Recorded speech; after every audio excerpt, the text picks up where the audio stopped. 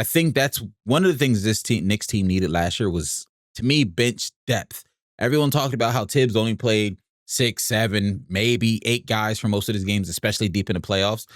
But to me, when I looked at that roster, after like guy number 7 or 8, who else was he really putting on the floor to really want to get something out of?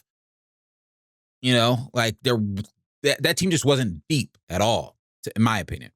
So adding Jordan Clarkson adds some legitimate bench scoring punch for them. Shout out to Deuce McBride. I know he can do that as well.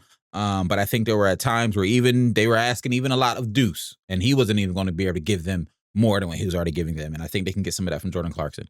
Really a flamethrower off the bench.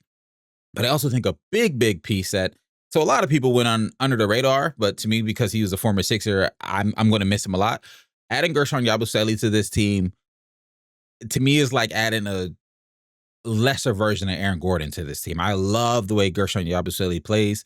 How I envisioned him on the Sixers, playing on the Sixers, and in the beginning of the season, how he looked next to Joel Embiid is exactly how I think he'll play and look next to and or backing up Karl-Anthony Towns for the Knicks. He can space the floor. He's a solid-ish defender. He can rebound the ball. He's smart on his cuts. Okay-ish passer, maybe not to the extent of an Aaron Gordon in terms of being a short roll hub, and maybe making some of those high-low passes like Aaron Gordon does to Jokic. But Cat can make that high-low pass to Gershon if Cat's at the high post. Like, I really think they can play well together, and will have some really, really good synergy. I think he can back up Cat.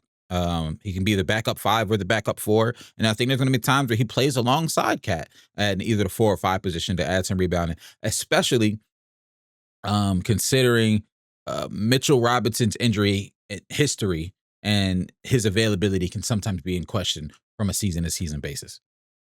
I think he's going to be a great fit. And I also think a lot of people are going to learn about Gershon Yabusele and get to appreciate his game playing in a big market like New York that has a lot of eyes on it.